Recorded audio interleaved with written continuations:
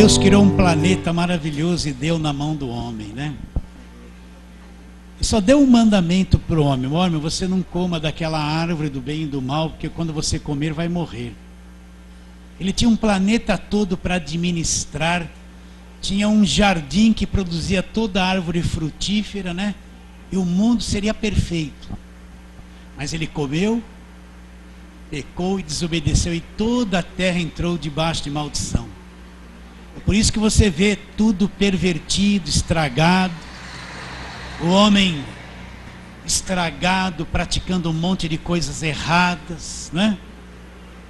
Mas veio Jesus, morreu na cruz, criou no meio de tudo isso uma nova raça, um novo homem de pessoas salvas, que vão viver eternamente com Ele. Fala assim, amém. É verdade, né? E nós vamos ver novos céus e nova terra, como disse Pedro. E Pedro diz que essa terra que hoje existe está sendo entesourada para o fogo. Mas nós veremos novos céus e nova terra, a vida futura. Então, nunca esqueça isso. O ponto principal do Evangelho é isso: Deus amou o mundo de tal maneira que deu seu Filho único. Para quê? Para que aquele que acreditar nele, olha, entenda isso, olha como isso é verdade. Olha, aquele que acreditar nele não vai perecer. O que é perecer? É se estragar, se perder. Mas tem a vida eterna. Eu fico pensando um pouquinho, não tem nada a ver com a palavra, nada. Eu fico pensando, Paulo fala em Coríntios 15 que nós vamos ter um corpo incorruptível. Você já pensou nisso? Um corpo que não sente mais dor, ele não tem mais doença, não envelhece, né? Tanto faz comer como não comer. Um corpo incorruptível eterno, meus irmãos. Quando Jesus ressuscitou, ele já tinha esse corpo. Então os discípulos estão lá no cenáculo, preso, tudo com medo. Jesus se materializava no meio deles, dizia assim: paz seja convosco. E conversava com eles. Aí eles ficaram com medo. Não é um espírito. Não, não é nenhum espírito. Não, o espírito não tem carne e ossos como eu tenho. Vem aqui, põe a mão aqui, sou eu mesmo. Daqui a pouco ele desaparecia aos olhos dele e entrava na outra dimensão. E João disse que e Paulo disse que nós vamos ter um corpo desse. Eu fico viajando às vezes, né? Um corpo que não morre, que não fica doente, que não envelhece. Nós vamos viver uma vida eterna. Então Jesus veio a esse mundo para que o que acreditar nele não vai perecer, não vai se perder, não vai estragar. Vai ter a vida eterna, né? Sou nascido de Deus. Os nascidos de Deus, esses têm a vida eterna, né? Você é um nascido de Deus? Queima aí dentro do seu coração essa verdade? Então, glória a Deus. Ainda que o nosso homem exterior se corrompa, o que Paulo disse? O homem interior está se renovando a cada dia. E as aflições que nós vivemos agora não são para se comparar com o eterno peso de glória que há de vir sobre nós. Por isso, desistir jamais, voltar para trás jamais, desanimar jamais. Entende? Nunca, até o fim da vida, tendo muito, tendo pouco, não tendo nada. Fala assim, amém. Então tá bom. Um pequeno aviso: sexta-feira começamos o ensino da palavra. Então, toda sexta-feira, a partir das 20 horas, estamos meditando na segunda carta de Paulo aos Coríntios. Você que pode vir, venha, né? E de novo eu vou falar a mesma coisa. Não, hoje eu estou com relógio aqui. Sabe por que muitas pessoas ficam presas, mal-humoradas, desanimadas? São crentes, mas são derrotados. Sabe por quê? Não é porque não foi na campanha, não. É porque não conhece a palavra de Deus. Não conhece. Eles foram na igreja, fizeram um montão de coisa, se frustraram com um monte de outras, e estão vazios por dentro.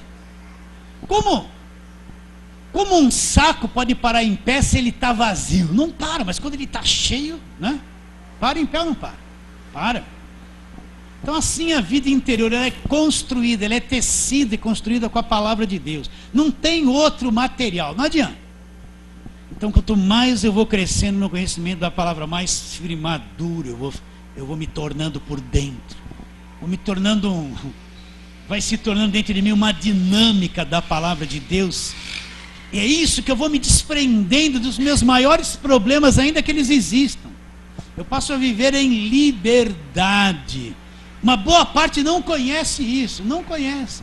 Então, você precisa investir na tua vida espiritual. Como é que a fé vem?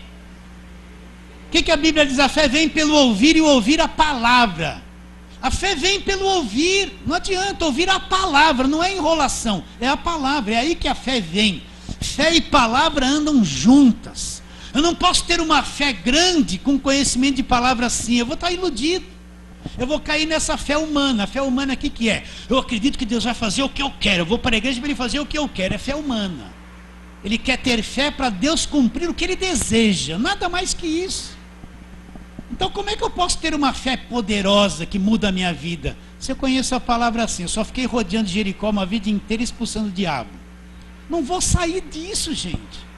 Mas conforme eu vou crescendo no conhecimento, então eu cresço por dentro, uma estrutura nasce dentro de mim. E você vai adquirir a verdadeira liberdade. Jesus Cristo disse o quê? Cada vez que eu falo, eu fico cansado de mim. Imagine você. Pastor, eu estou cansado de você. Eu também. Imagine você. O que Jesus Cristo disse? E conhecereis a verdade conhecida vos libertará. O que me liberta? Posso gritar, sai, sai, sai, sai, e continuar preso. Mas quando eu entendo a verdade aqui, a verdade me liberta, de dentro para fora. Então vem a sexta-feira. Eu falo assim, mas não vem, só vem umas 15 pessoas. Estou nem aí com vocês, hein? Estou brincando. Vamos à palavra de hoje. Hoje é o culto da ceia, eu vou ser breve, tá? Então quero que você preste bastante atenção nisso que nós vamos falar. Abra sua Bíblia em Efésios capítulo 4. E nós vamos ler do versículo 7 até o versículo 10. Efésios 4, versículo 7 ao versículo 10. Olha, isso aqui está na Bíblia. Mas é difícil você ver alguém na televisão lendo isso e te pregando essas coisas. Ou numa programação de rádio, é difícil. Às vezes eu gostaria tanto de ouvir alguém falar sobre isso. Eu procuro alguma coisa, mas eu vejo gente falando que está 35 dias no monte. Eu vejo gente falando que enterrou uma botija de óleo no monte 7 dias, que vai descer, o óleo tem poder. Eu só vejo isso. Então compra isso, compra aquilo, compra. Mas presta atenção no que nós vamos ler. Veja que está aí na tua Bíblia, Efésios capítulo 4, versículo 7, olha. E a graça foi concedida a cada um, segundo a proporção do dom de Cristo. Agora pare, eu preciso chamar a tua atenção. Pare e veja se isso aí está escrito, olha. E quando ele subiu às alturas, o que aconteceu? O que é subir às alturas? Jesus morreu, ressuscitou e voltou ao céu para ser glorificado. Então, quando ele subiu às alturas, o que ele fez? Olha lá, e quando ele subiu às alturas, levou cativo o cativeiro. Não, pastor, não. Não pode ser verdade isso. Está aí na sua Bíblia isso? Então ele levou cativo o que? O cativeiro. Quando ele morreu, foi sepultado, ressuscitou, ascendeu aos céus, ele levou cativo, levou aprisionado o cativeiro. Continua a leitura. E concedeu dons aos homens, capacitou os homens para o evangelho. Olha o que ele diz. Ora, o que quer dizer subiu, senão que também havia descido até as regiões inferiores à terra. Está falando da morte dele, os 3 dias que ele passou morto, né? Aquele que desceu é também o mesmo que subiu acima de todos os céus para encher todas as coisas. Vamos orar. Ó Deus querido, aqui está o coração dos meus irmãos. Nós lemos uma verdade gigantesca da tua palavra, Senhor. Isso é muito grande, Senhor. E Senhor, eu preciso muito daquela clareza no meu espírito para falar isso para esses meus irmãos. Isso é uma boa notícia, uma coisa muito boa, muito grande, Senhor. Assim, abra o nosso entendimento. e gere a fé no coração deles que vem pela tua palavra. Se nós estamos orando, crendo pela fé em nome de Jesus. Fale assim, amém. O que é o cativeiro? O que Paulo tem na mente dele quando ele fala de cativeiro? O que é o cativeiro? Sabe, se você for lá no Aurélio, você vai encontrar isso aqui. Cativeiro é o lugar da escravidão, o lugar da servidão. Então o que é o cativeiro? É o lugar onde existe escravidão, existe servidão. Quem vive num cativeiro vive amarrado, aprisionado, subjugado por alguém mais forte do que ele. Então é isso que Paulo tem em mente. Isso é uma palavra libertadora que ele está falando para a igreja dos Efésios. Está dizendo que quando Jesus morreu na cruz, foi sepultado, foi às regiões mais inferiores da terra, e ele subiu e foi às alturas, foi ser glorificado com a mesma glória que ele tinha antes de ter vindo ao mundo. Então ele levou cativo o cativeiro. Então as prisões, o lugar de prisões, de escravidão, foi levado preso por ele. Você acredita nisso? Você acredita que todo crente salvo é um liberto do poder do diabo? É de verdade? Acredita ou não? Você acredita que todo cativeiro que pode existir ainda na tua mente, na tua vida, se você crer nisso, entender, essas coisas podem ser eliminadas da tua vida. Agora precisa crer, ter coragem, crer. Então quando Jesus subiu às alturas, ele ressuscitou, ele levou o cativo o cativeiro. Então vamos trabalhar um pouquinho sobre a ressurreição de Cristo. Porque se ele não tivesse ressuscitado, ele teria feito uma boa coisa na cruz, mas não poderia muitos benefícios ter acontecido na nossa vida, que nós vamos falar posteriormente. Agora, quando eu estava lendo esse texto, eu fui lá no passado e lembrei dos meus avós. Lembrei do meu avô, que era aquele homem assim de cabelo branco, aquela cara de italiano legítimo, né? Lembrei da dona Gismunda, que era minha avó, por parte da mãe, aquela italiana mesmo, né? O italiano grita muito, é meio amarrado assim, eu tenho nariz grande, né? E fala alto, né? Eu falo alto, sou descendente de italiano. E lembrei do meu pai e da minha mãe, que já morreram. E lembrei dos meus 3 irmãos mais velhos que já morreram. E dos 3 eu fiz o sepultamento e pude pregar a palavra de Deus, falar de Jesus Cristo para o resto da família e todos os conhecidos. A morte é uma coisa terrível, ela é uma afronta. Você nasce, vive, come, luta para ser feliz, às vezes não consegue. Se mata de trabalhar para só comer e continuar comendo, porque o dinheiro que entra é para comer, não é verdade? E depois morre. E assim todas as gerações foram se passando, todos os apóstolos morreram. E a morte não pode ser vencida por nenhum de nós, porque nós estamos inseridos nesta morte por causa do pecado. Mas Jesus, ele veio, teve um corpo como cada um de nós. Ele também morreu e foi sepultado. Mas ele, na sua ressurreição, quebrou o poder da morte. Ele venceu a morte. Ele destruiu a morte. Ele desfez a morte. Ele é Senhor sobre a morte. Você acredita nisso? Por isso que ele pode garantir a vida eterna. Ele disse: eu sou a ressurreição e a vida. Aquele que crê em mim, ainda que morra, viverá. E o que vive e crê em mim não morrerá eternamente. Ele ressuscitou a filha de Jairo e também ressuscitou Lázaro pelo seu poder, afirmando ser ele mesmo a ressurreição e a vida. Então, se Jesus não houvesse ressuscitado, ele teria feito a obra de uma forma incompleta. E não teria condições de levar cativo o cativeiro, porque ele teria sido derrotado pela morte. Então vamos trabalhar um pouquinho na ressurreição, para nós chegarmos e concluirmos esse pensamento. Levou o cativo o cativeiro. Então vamos trabalhar na palavra de Deus. Mateus capítulo 16, vamos lá, Mateus.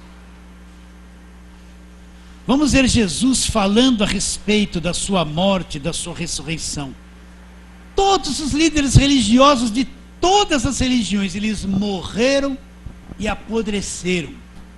Maomé morreu, Maria, mãe de Jesus, ainda que os católicos falem que ela foi viva para o céu, não foi, ela também morreu. Todos os apóstolos morreram, todos os líderes religiosos morreram e não voltaram, mas Jesus morreu, voltou no mesmo corpo e quebrou o poder da morte. Ele falou isso. Vamos lá, Mateus 16. Vamos no versículo 21, vamos escorrer isso. Aqui Jesus está predizendo a morte e ressurreição. Ele disse no versículo 21, desde esse tempo, começou Jesus Cristo a mostrar aos seus discípulos que lhe era necessário seguir para Jerusalém e sofrer muitas coisas dos anciãos e dos principais sacerdotes e dos escribas, ser morto e ressuscitado no terceiro dia. Olha Pedro, dá uma olhada a Pedro. E Pedro, chamando-o à parte, começou a reprová-lo, dizendo: tem compaixão de ti, Senhor, isso de modo algum te sucederá. Mas Jesus, voltando-se, disse a Pedro: arreda, Satanás, tu és para mim pedra de tropeço, porque não cogita das coisas de Deus, e sim das dos homens. Então o que Jesus estava dizendo? Que ele iria voltar para Jerusalém. Jesus está no término do seu ministério.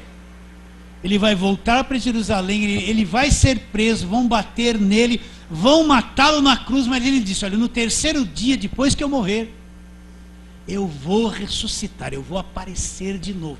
Ele estava pregando, preparando os discípulos para isso.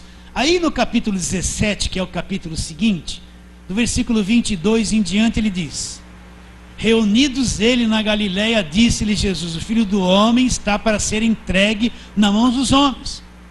Eles o matarão, mas ao terceiro dia ressuscitará. Então os discípulos se entristeceram grandemente. No capítulo 20 de Mateus, vamos lá, capítulo 20, versículo 17 em diante. Estando Jesus para subir a Jerusalém, chamou à parte os 12 e em caminho lhes disse: eis que subimos para Jerusalém, e o Filho do Homem será entregue aos principais sacerdotes e aos escribas. Eles o condenarão à morte e o entregarão aos gentios para ser escarnecido, açoitado e crucificado. Mas ao terceiro dia ele ressuscitará. Então ele estava pregando. Isaías 53 viu o Senhor ir para a cruz, falou, ele levou sobre si as nossas doenças, enfermidades, os nossos pecados. Ele teve uma visão desse acontecimento da cruz, né? E se nós olharmos para o Velho Testamento, aquele cordeiro em Gênesis 12, né? O Êxodo 12, aquele cordeiro que foi morto para que na casa dos israelitas não entrasse a praga destruidora e não matasse ninguém, também é um tipo de Jesus. Quando Abraão foi lá para oferecer o seu próprio filho, Deus proveu um cordeiro preso pelos chifres. Aquilo era um tipo de Jesus. Deus não aceitaria o sacrifício de Abraão. Proveu um cordeiro, aquele cordeiro que Deus proveu já apontava lá para frente. Que Cristo viria, Deus proveria um cordeiro. Então nós vamos olhar muito no Velho Testamento os tipos de Jesus Cristo. Jesus Cristo sendo representado por Isaac ali, Abraão, por aquele cordeiro que Deus providenciou, pelo aquele cordeiro de Êxodo 12, e vai acompanhando vários livros da Bíblia. Você vai encontrar Jesus em muitos livros da Velha Aliança, apontando para o futuro e como ele viria. Você vai encontrar isso. E eles diziam o quê? Principalmente Isaías, que ele viria e morreria e pagaria o preço do nosso pecado e da nossa redenção. Estava profetizado. Jesus veio com essa finalidade, cumprir a sua obra no clímax dela. Qual foi? Ir para a cruz e morrer ali, crucificado, e ser o sacrifício perfeito. Então ele está preparando os discípulos para esse acontecimento que vai acontecer. E você sabe que ele foi preso, se cumpriu essa palavra, ele foi para a cruz e foi morto, mas no terceiro dia ressuscitou. Então vamos lá, Mateus capítulo 28 agora. Você vai encontrar no capítulo 28 a ressurreição de Jesus. Mateus 28:1. No findar do sábado, ao entrar o primeiro dia da semana, Maria Madalena e outra Maria foram ver o sepulcro. E eis que houve um grande terremoto, porque um anjo do Senhor desceu do céu, chegou-se, removeu a pedra e assentou-se sobre ela. E seu aspecto era como um relâmpago. Para um pouquinho. Olha o aspecto desse anjo, gente. O aspecto dele era como um relâmpago. Como que é um relâmpago? Tchum! Aquela luz, aquele raio, o aspecto desse anjo era como um relâmpago. Já pensou que ser extraordinário era esse anjo? Já pensou? Você viu em Coríntios que Paulo disse: vocês não sabem que vocês vão julgar os anjos? Nós, igreja, julgaremos os anjos. Acredita nisso ou não? Então, esse anjo apareceu, removeu a pedra. Olha lá, versículo 3: o seu aspecto era como de um relâmpago, e a sua veste alva como a neve. E os guardas tremeram espavoridos e ficaram como se estivessem mortos. Quando os guardas viram esse anjo, eles caíram como se estivesse morto. Então, nós não estamos preparados ainda para ver. Sabe por que Deus não mostra muitas coisas para nós? Porque nós vamos ter medo. Já pensou um dia você está no teu quarto e aparece um anjo desse para você? Você acha que morre seco ali, ó. Ou vai falar: está amarrado. É mais fácil falar que está amarrado. Sabe por que nós não vemos muita... Olha, eu não vejo com essa conversa. Estou vendo um anjo ali atrás da cortina, ele está com uma chavinha na mão. Eu estou vendo um anjo ali com uma tacinha de óleo, ele está derramando óleo na sua... Não vem com essa parafernália de besterol, né? Se Deus abrisse 10% dos nossos olhos só para a gente ver um anjo na dimensão dele, a gente cairia duro aí. Mas nós vemos pela fé, essas coisas acreditamos que sejam assim, sim ou não? Né? Então, quando os guardas viram, eles caíram espavoridos, deu um pânico neles, deu tilt, né? Um choque. Eles caíram lá e como se estivessem mortos. Mas o anjo, dirigindo-se às mulheres, diz: não temais, porque sei que buscais a Jesus que foi crucificado. Ele não está aqui, ressuscitou, como tinha dito. Vinde ver onde ele jazia. E depois depressa dizer aos seus discípulos que ele ressuscitou dos mortos. E vai adiante de vós para a Galiléia, e ali o vereis. E como vos digo.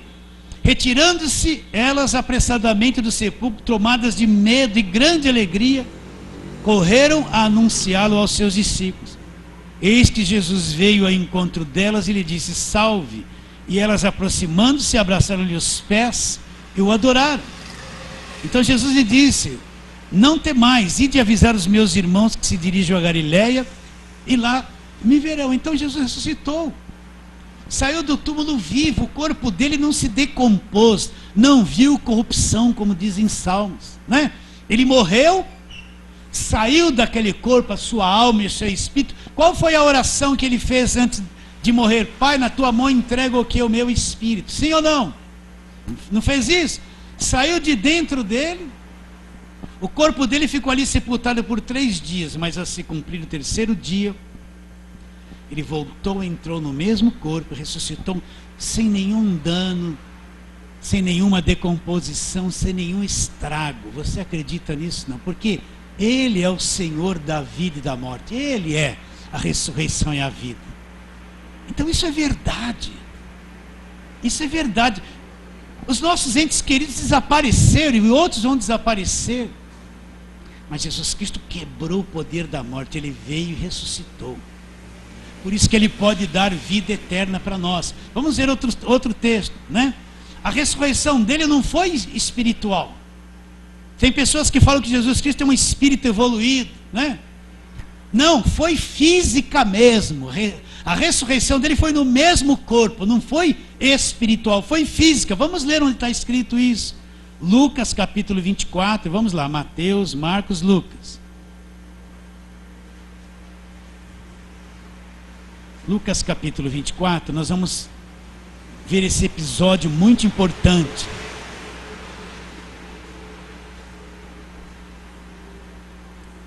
Lucas 24, a partir do versículo 36.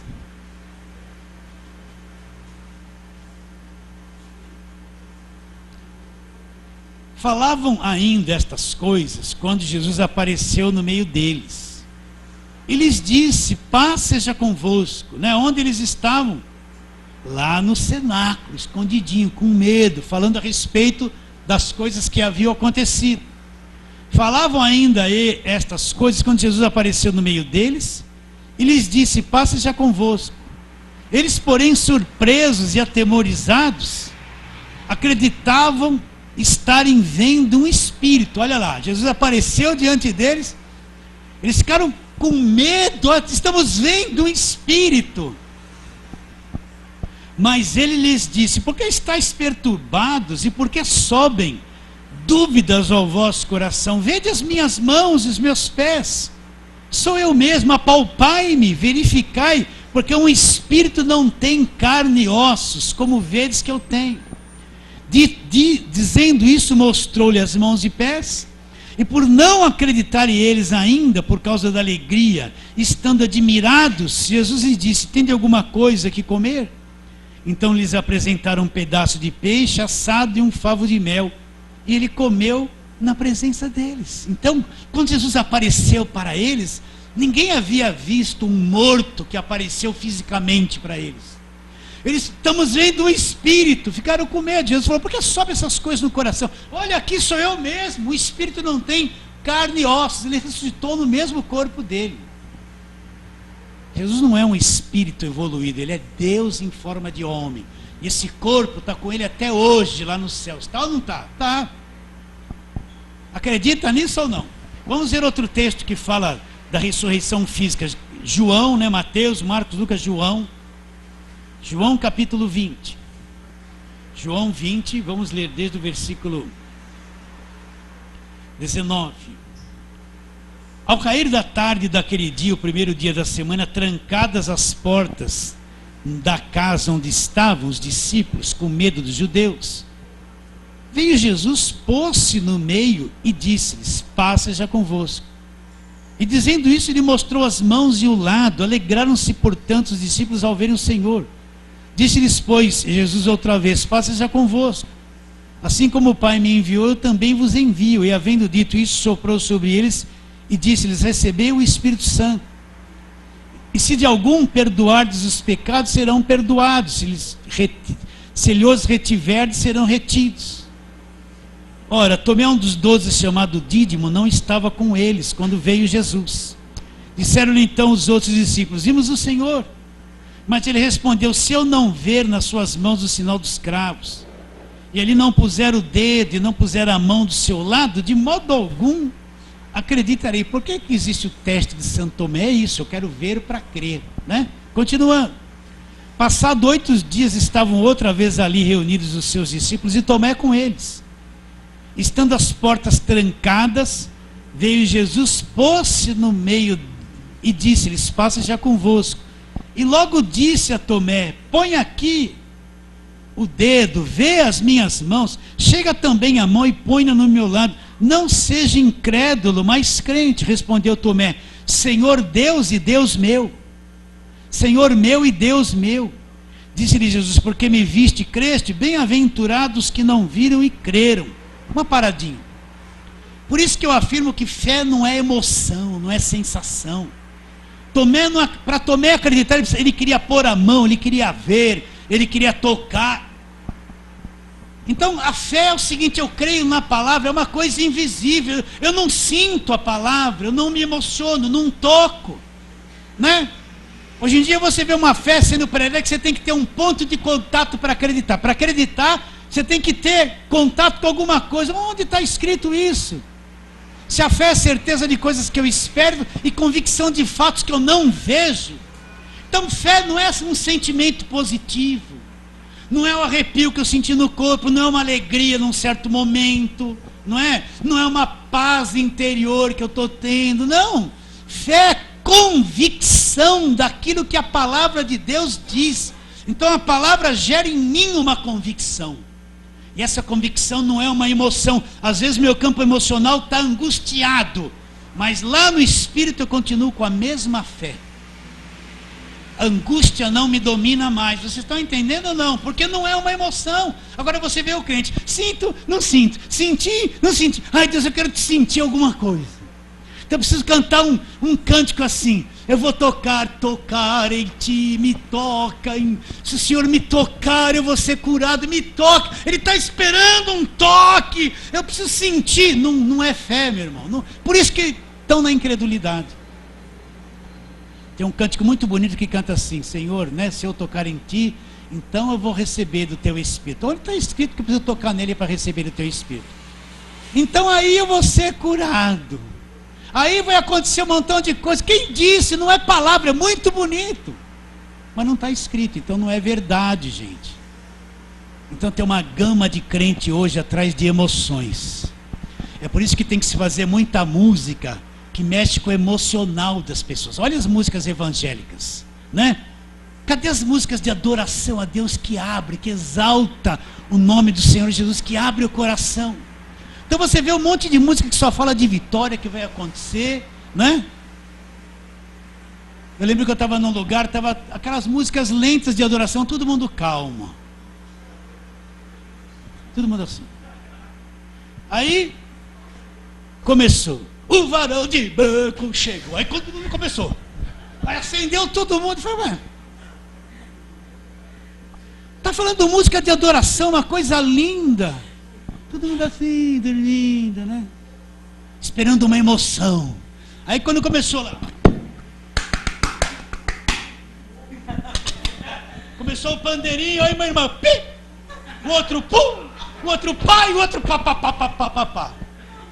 Aí ficou aquele fogo, procurando emoção.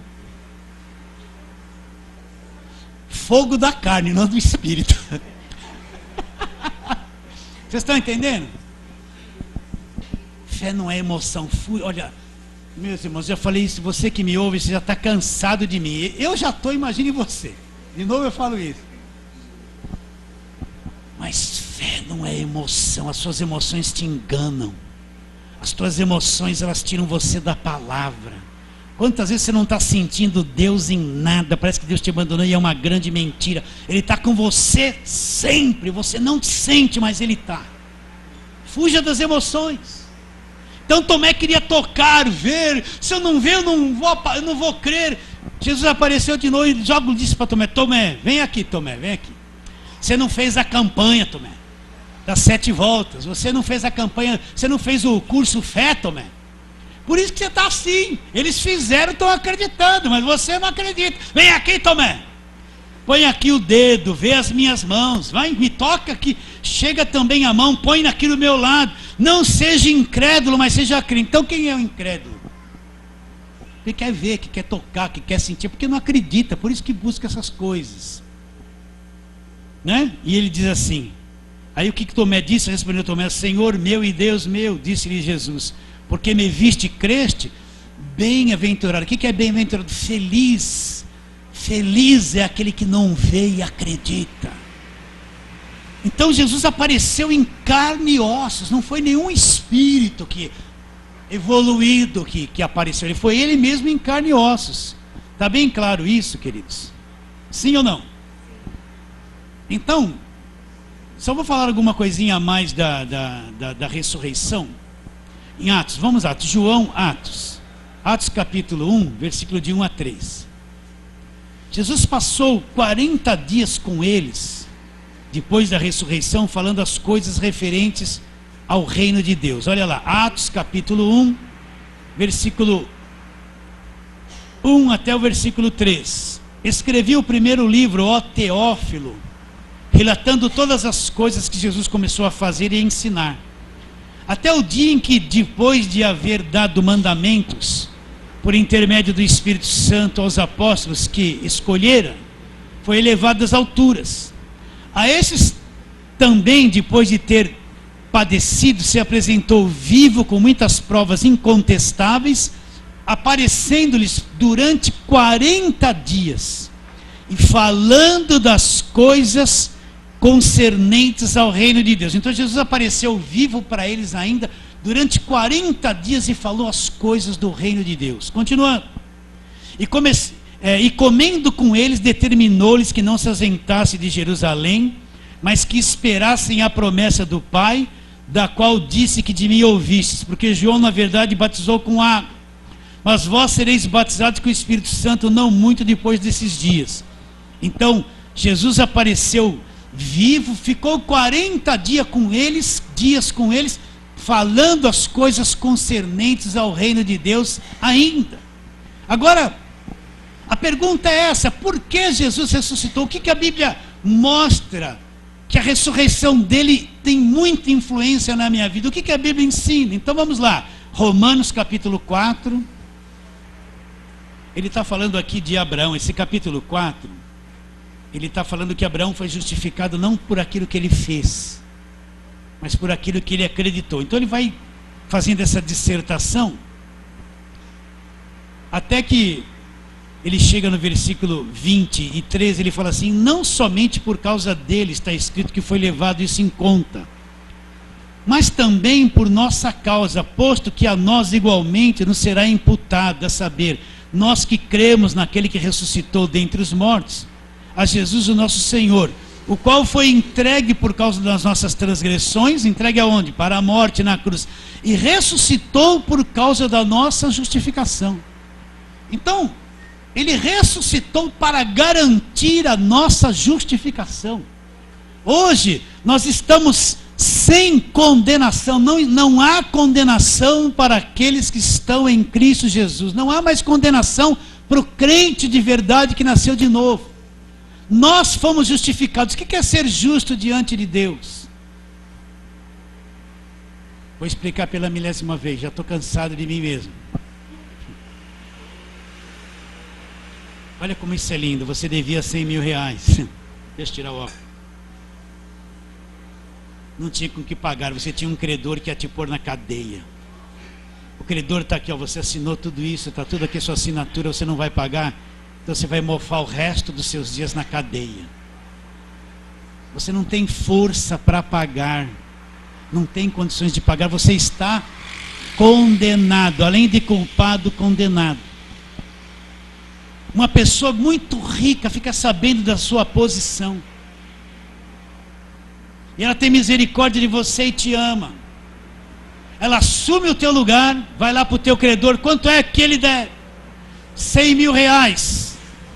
Ela pega 100 mil reais dela, porque ela tem condições, dá para o teu credor, pega tudo que você assinou, pega a tua sentença de condenação, rasga tudo, joga fora e limpa o teu nome. E todos os benefícios disso vêm para você de graça. Você não fez nada, alguém fez por você. Agora você está justificado da dívida. Você não deve mais nada. Mas o que eu paguei, pastor? Não paguei nada. Alguém tomou o meu lugar, que tinha condições de pagar a minha dívida. Então Cristo nos substituiu, foi para a cruz do Calvário, tomou nosso lugar, pagou o que eu devia, e o crédito veio para mim, limpou meu nome. Hoje eu estou justificado. Ele me justificou. Eu não paguei nada, ele pagou por mim. Então Deus olha para mim hoje e diz assim para mim: você é justo aos meus olhos agora. E você fala: mas Deus, eu não fiz nada para merecer, eu sou tudo errado ainda. Deus vai falar: está certo, você está certo, mas meu filho pagou o que você devia, e você é justificado. Então quando Deus olha para nós agora, Ele nos vê através do sangue, justos. Agora quem não entender a justificação está assim: você não pode fazer isso, não pode fazer aquilo, não põe a roupa, se cortar a ponta do cabelo, vai para o inferno, não tira o paletó. Todo pregador tem que estar de paletó e gravata. Se eles veem eu de sapatênis, esse pastor é desviado, vai para o inferno. Então no legalismo, é isso que eles vão pregar: roupa, cabelo, aparência. A mulher, se tiver um rachinho no vestido, vai para o inferno, né? Sim ou não? Porque eles não confiam que Jesus pagou por eles. Então a pessoa está no legalismo: estou me matando para fazer e para ser o que Deus fez por mim na cruz em Jesus Cristo. Então Jesus ressuscitou, quebrou o poder da morte para garantir a minha justificação. Uma vez que eu sou justo, aos olhos dele, eu nunca mais deixarei de ser justo. E o que eu fiz para ser justo? Nada, ele fez tudo por mim. Eu recebi de graça a justificação. Pagou o que eu devia na cruz, acredita? Então, quando ele ressuscitou, voltou a ter vida, quebrou o poder da morte, ele fez isso por causa da minha justificação. Por isso que a minha justificação não é pautada nas minhas obras, é pautada na obra de Cristo na cruz. Essa é a nossa fé. As nossas obras são manchadas, o nosso melhor é defeituoso e contaminado. É ou não é? Eu posso fazer muita coisa boa e linda, os homens falam assim, oh, esse homem é uma bênção, mas quando chega diante de Deus, a fonte é água amarga. Então o melhor que eu posso fazer é manchado diante daquilo que Deus exige. Por isso que Deus veio fazer no meu lugar o que eu não podia fazer. Entende isso? Então ele ressuscitou por causa da nossa justificação. Oh, cadê meu óculos?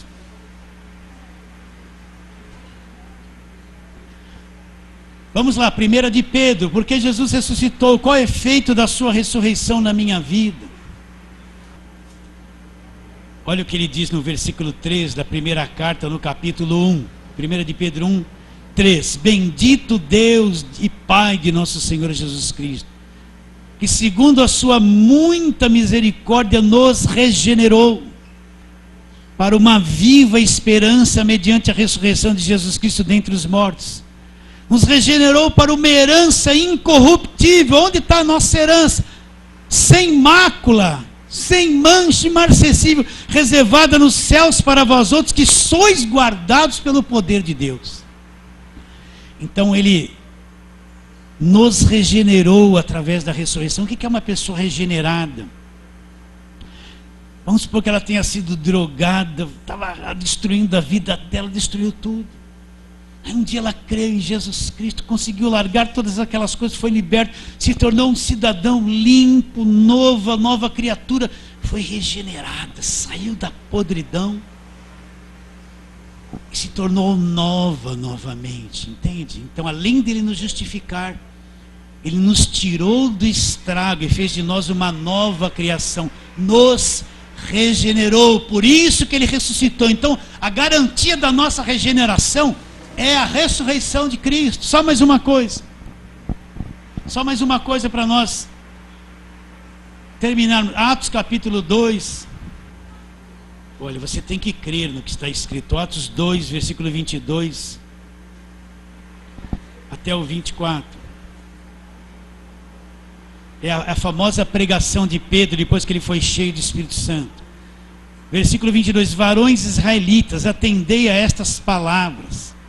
Jesus o Nazareno, varão aprovado por Deus diante de vós com milagres, prodígios e sinais, os quais o próprio Deus realizou por intermédio dele entre vós, como vós mesmos sabeis, sendo ele entregue pelo determinado desígnio e presciência de Deus, vós o matastes, crucificando-o por mão de iníquos, o qual, porém, Deus ressuscitou, rompendo os grilhões da morte, porquanto não era possível fosse ele retido por ela. Porque a respeito dele diz Davi, diante de mim via sempre o Senhor, porque está à minha direita para que eu não seja abalado. Até aí, então o que ele fez? A tônica é o versículo 24. O qual, porém, Deus o ressuscitou, rompendo os grilhões da morte, porque não era possível fosse ele retido por ele. Então o que ele fez na ressurreição? Ele rompeu os grilhões da morte. A morte não poderia retê-lo. Por isso eu digo, você vai ver com os seus próprios olhos. Tem uma música antiga que era assim, ó. Lá verei. Não? Ih, agora estou esquecendo assim. Lá verei Abraão. É uma música que vai cantando, que fala de um futuro que veria Abraão, veria todos aqueles que viveram no passado e que foram salvos. Então você vai ver com os seus próprios olhos todos os que acreditaram, porque eles estão vivos, eles não estão no sono da alma, eles estão vivos. Eles saíram desse corpo só, mas estão vivos, Jesus quebrou o poder da morte, ele rompeu os grilhões da morte, ele destruiu a morte com a sua ressurreição. Acredita nisso? Então agora vamos voltar para o texto inicial, que é o Efésios, capítulo 4, para nós terminarmos onde nós começamos. Olha, você tem que acreditar nessas coisas aqui. A nossa cabeça tem dificuldade de entender. Então o que ele diz no versículo 7? Ele fala assim: a graça foi concedida a cada um de nós segundo a proporção do dom de Cristo. Por isso diz, quando ele subiu às alturas, preste atenção, levou cativo o cativeiro e concedeu dons aos homens.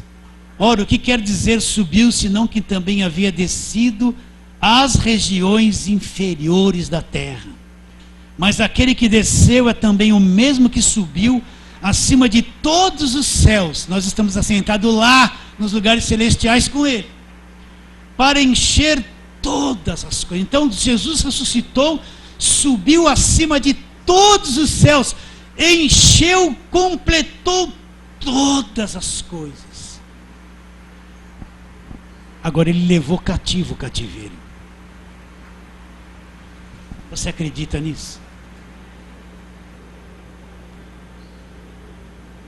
Ele levou cativo as coisas que nos prendiam, que nos escravizavam. Ele levou cativo o poder que o diabo tinha sobre nós, quando a gente nem crente, nem sabia que o diabo existia. Você acredita nisso? Todas as prisões que amarravam a nossa vida, ele levou cativo. Você acredita nisso? Não dá vontade de gritar para o mundo inteiro: ele levou cativo o cativeiro. Agora quem acredita prega. Quem acredita fala essas coisas. Você já ouviu essa pregação aqui, levou cativo o cativeiro, alguma vez na sua vida? Ele ressuscitou, quebrou os grilhões da morte e levou aprisionado tudo aquilo que aprisionava. Você acredita nisso? Eu acredito nisso. Então, a nossa mente, ela é estragada, ela tem dificuldade de entender as coisas de Deus. Por isso que Deus trabalha por revelação. Então eu lembro, quando eu não tinha uma mente renovada, eu vivia lutando contra certas coisas, que na minha cabeça eu era preso por elas, e elas eram fortes, porque elas vinham na minha mente, e eu me sentia muito fraco diante delas, e dominado por elas. Se eu lia isso aqui naquele tempo, não, isso não pode ser verdade. Mas quando eu comecei a entender o que Jesus Cristo fez, e o poder dele, da sua ressurreição, e que ele levou cativo o cativeiro, então aquelas coisas que eram fortalezas na minha cabeça. O que é uma fortaleza? É um hábito que você tem na tua cabeça há tantos anos, quando a verdade chega, aquilo se faz uma oposição. Por exemplo, uma pessoa, ela se ajoelhou diante de uma imagem 50 anos. Ela está tão com a cabeça feita daquilo, e você fala assim: ó, isso aí é imagem, é abominação diante de Deus. Ela não aceita, por quê? Porque ela tem uma fortaleza, há anos que ela se ajoelha diante de uma imagem. Então fortalezas são pensamentos, até pensamentos religiosos da Bíblia, distorcidos, que enfiaram na nossa cabeça há anos. E quando a verdade vem, ela é estranha, porque eu tenho uma cunha enfiada aqui, e não consigo receber a verdade, porque não tenho uma mente renovada. Nós vamos estudar isso de sexta-feira. As fortalezas da mente. Vai estar lá em 2 Coríntios. Nós vamos passar por esse ensino.